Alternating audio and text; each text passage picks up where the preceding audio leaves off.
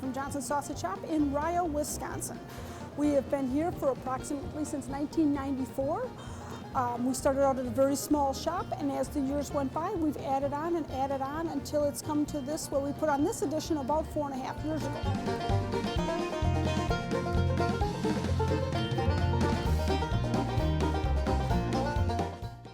And then we've extended into wine and liquor and extensive sausage making and much more retail than the previous. Okay, today we're going to be making some fresh brats. We are a state inspected slaughter facility, so we do process all our own hogs. So here we have some pork trim that we've already boned out from our pigs. We're going to be putting it in the grinder and going to grind out the meat to sit there and make some fresh brat product before we put it into the seasoning in the mixer.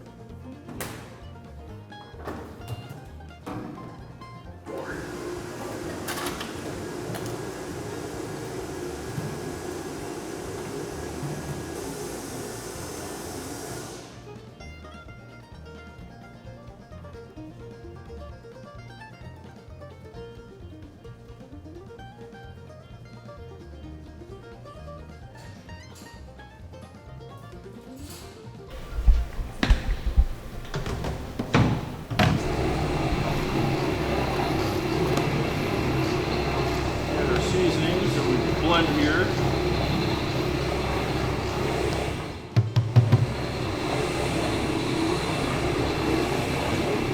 Add our water.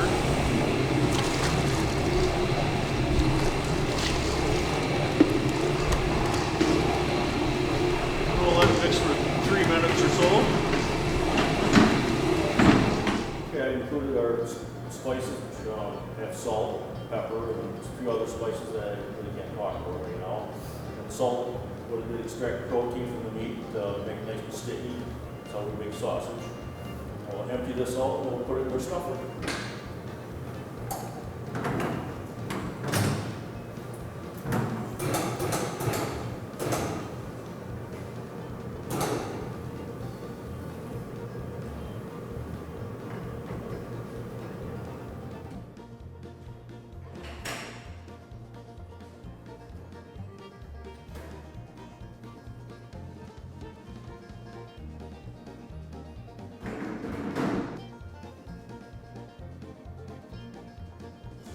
Oh, this machine is a stuffer. It has a linking attachment on the front. We're making brats today. So we'll put a casing on the front here, and then we'll close this up, and this machine will actually pre-make our links for us.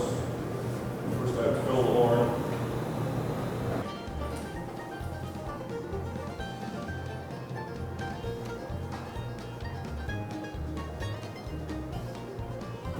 After a lot of our products, it's been nice uniform product. The weights we are all the same, consistent.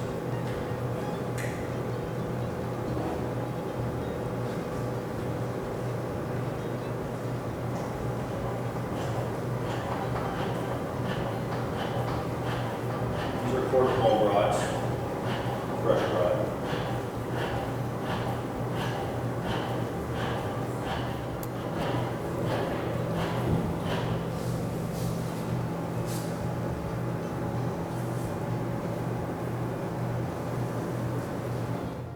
Right now, I'm pre-portioning for our packages. We have 1 pound packages of fresh brats, and they're quarter-pound brats, so we're simply putting them 4 in a package, and we're going to be just put them in the lug, and then we'll take them out to packaging, where they'll sit there and package them accordingly and put them in and sell them for retail. We make close to 100 different kinds of brats. The process is basically the same, except you add different things. We make a German brat, a Rio brat, mozzarella Italian brats, Polish brats, all different kinds of, there's many recipes, and you can, it's endless what you can put inside.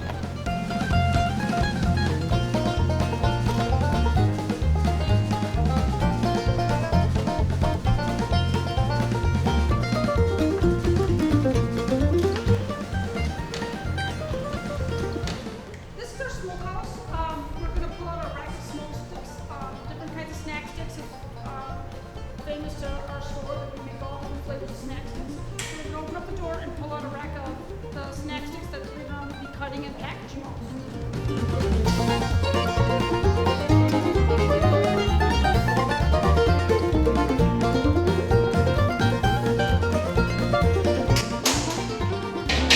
On this rack we've got 4 different kinds. We've got a gyro, we've got a pepperoni, we've got a Bloody Mary, and we've got sweet sticks that are made with brown sugar and maple syrup.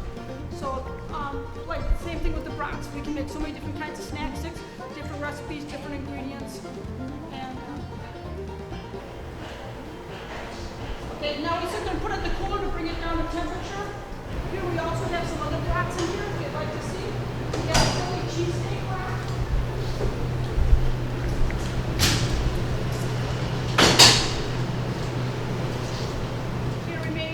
Garlic, herb, and onion, taco brats, a steak mushroom brat, and a Philly cheese brat. These two are also a beef product.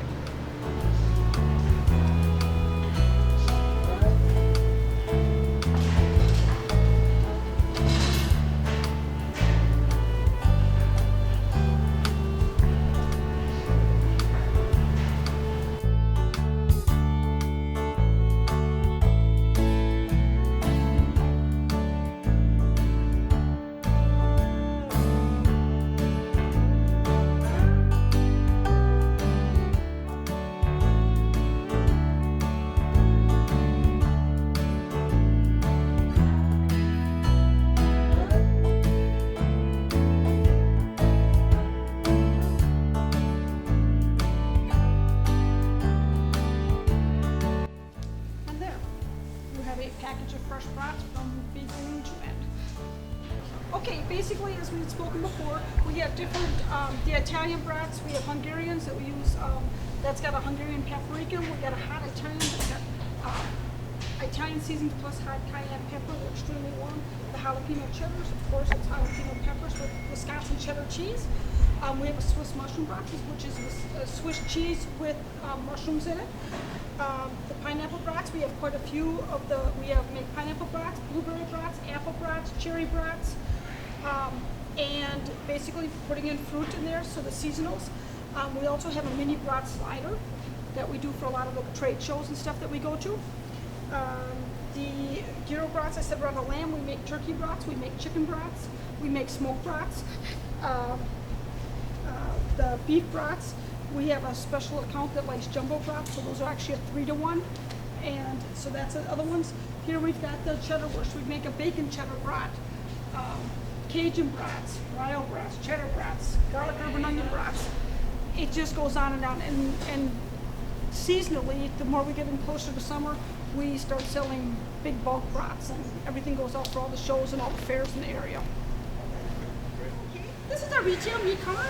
As you see, we sell ham steaks. These are baby back ribs, lamb chops, boneless pork chops, New York strips, ribeyes, short ribs, ground chuck. We have chuck roast, arm roast, tip roast, rump roast, our home smoked ham, Texas style brisket. We have bacon wrapped stuffed chicken breast, bologna, sausages, all deli items. We make all our salads right here in-house. And behind us, that is where we sit there and process all the meat. We take the sides of beef, we break them down, and we put them inside our meat counter. Okay, this is our kill floor, and this is where we actually harvest the animals. We do beef, pork, lamb, we've done llama, we've done elk, we've done buffalo. What they basically do is come in from the barn through there, and there's where we do the knocking, and then we sit there and go up there, and that's where we would actually do the bleeding out. We do the evisceration here, we peel them, and then we sit there and skin them, and we wash them off right here at the scale. Then we sit there and weigh them, and then we sit there and put them in the prospective coolers in time, but it sits, and we age all our steers for a minimum of 2 weeks, and that way we start cutting them up into what the customers prefer.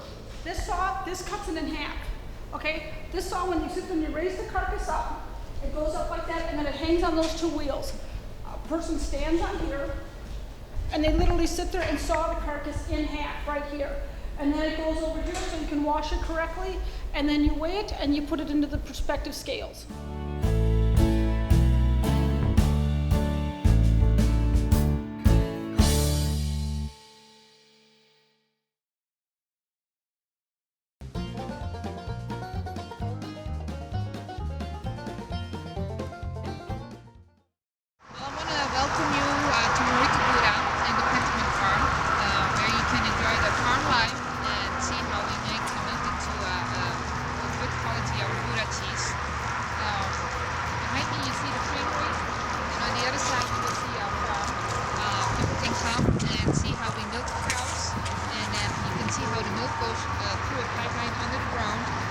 cheese fat. So, and after you're all done looking at it, you can come and sample our cheeses. We have about 25 different varieties, all raw milk goudas. We have burning pines, fenugreek, onion and garlic, jalapeno. You can come and sample them and enjoy Wisconsin.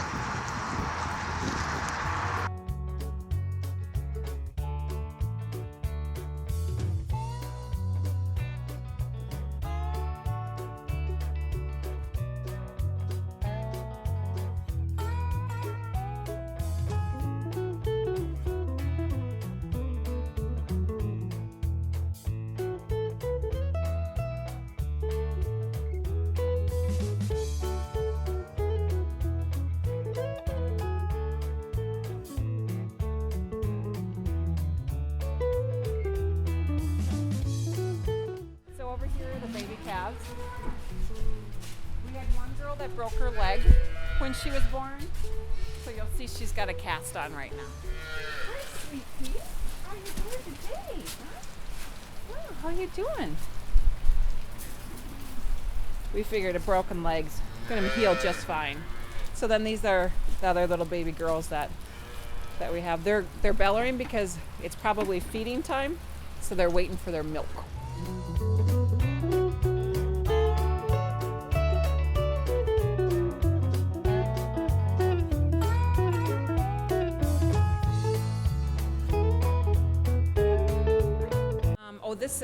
The pipeline milking's been for a long time. I mean, it was hand, and then they went to this. The claws, this kind of claw, they've always had this kind of. I mean, these setups, that's how they've always had them. So, but we've gone to different things. Like it used to be, those claws would put it in, you'd have a bucket. So you end up having to carry the bucket to the bulk tank and dump it. And then we got a pipeline so that this then would go to a pipeline and then it would go to your bulk tank, so you didn't have to actually carry a bucket everywhere.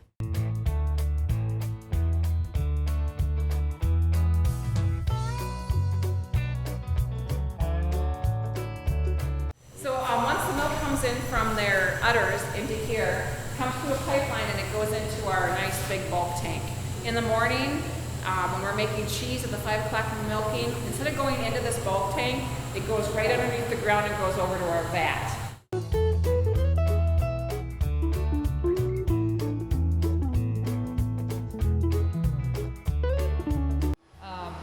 When the milk comes in here, the milk is still very warm from the cow's body temperature.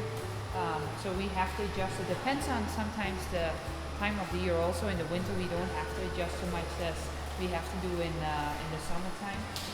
But right now we're pulling it down a little bit. Just make sure that we have the right temperature to add to the milk vat. Once we get the vat full, they switch it back. It comes back into here, and then we get that picked up every day. It goes off to another cheesemaker, Lynn Dairy. So this is where we hold our extra cheese, or our extra milk, I should say.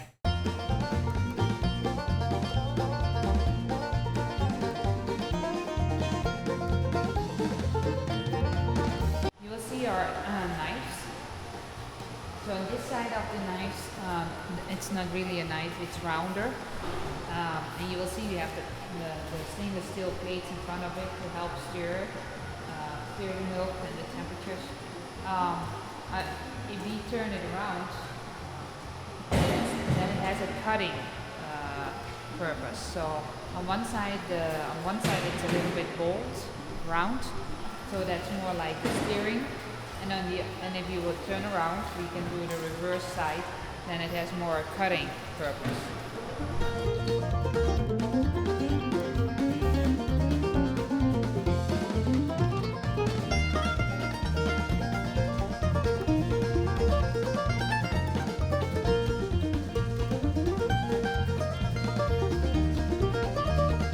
The next step, while we're pulling it down, then we add the rennet to it.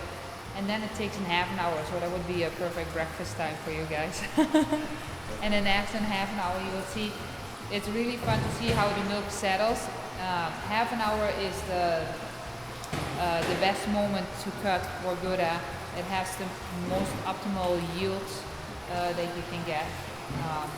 Scientists say there's a 3-minute window that is just the perfect time to cut the curd.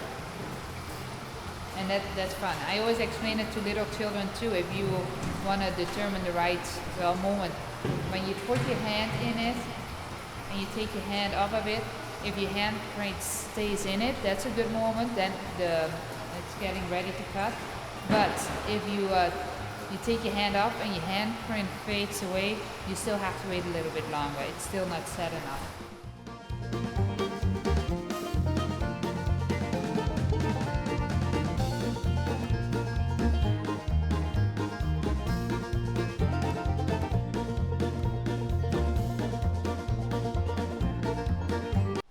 This is the curd collector that goes in front of the drainage, just to make sure that the curd, in the beginning the curd is now still so fragile, there still will come a lot of curd along because it's not firmed up,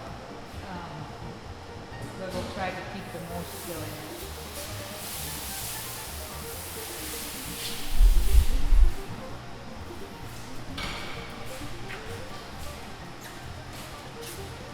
So we have to drain some way in order for us to add some hot water into our cheese texture. So we wash the curd, so it will wash out the milk sugars. You can determine if you want to have younger cheese by washing it a little bit shorter.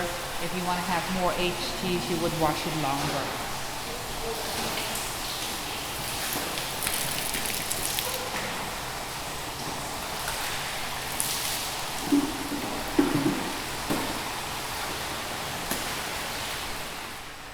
Well, we're just draining. We have a net that so the curd that still goes through it, we can we collect that and put it back in our cheese fat. So.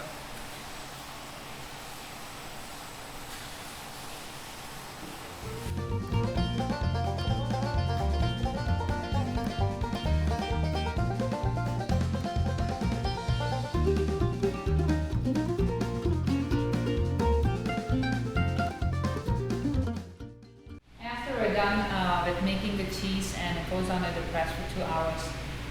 The cheese goes in a brine. It's water with salt solution.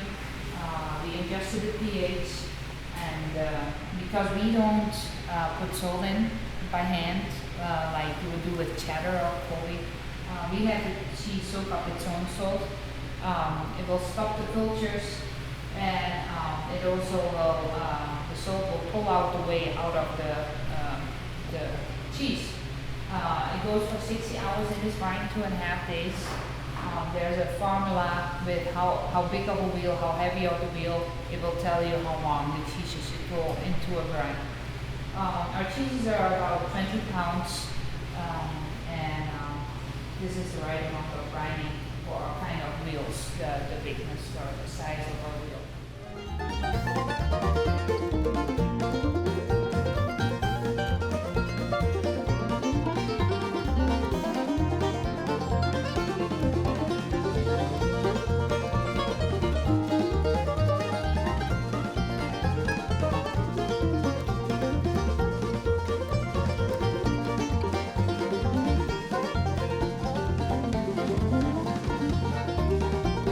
come in the aging room, we'll let them sit here for a little bit, a couple hours, 4 or 5 hours. Then we'll take them, and then the first thing that happens is within the first 24 hours, we put a plastic coating on it, like a para coating, a breathable coating that will let the cheese age and breathe. Because cheeses, as they age, they will lose moisture, and this para coating will let the cheese breathe, so it will let the moisture go through the coating. So you see the difference between this pale color and then our nice beautiful yellow wheels. So these are the wheels that are not coated yet. So these are the uncoated wheels versus the coated wheels over there.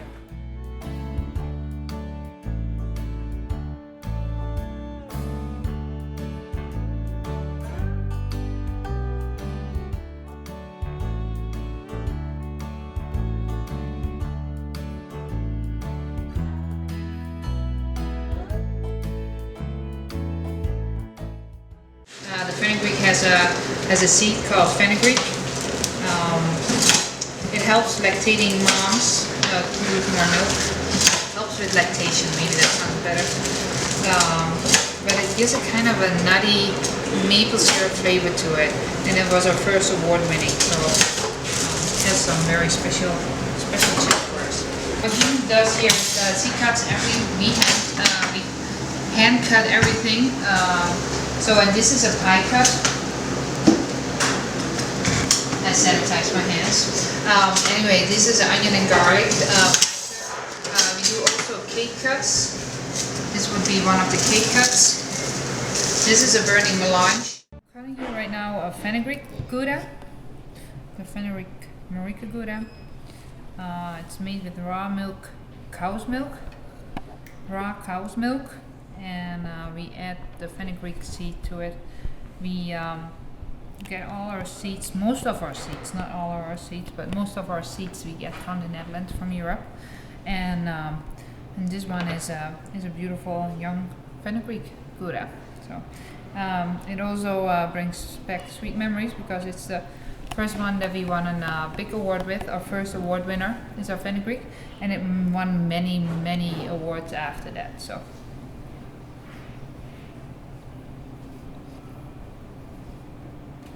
And it's as good as we made it the first time. So, love it. This coating here that you saw earlier too, that we paint on by hands, you shouldn't eat it. You can cut it off like this, or you should be able to peel it off. So one or the other. Some people really like the rind around it, but close to the rind.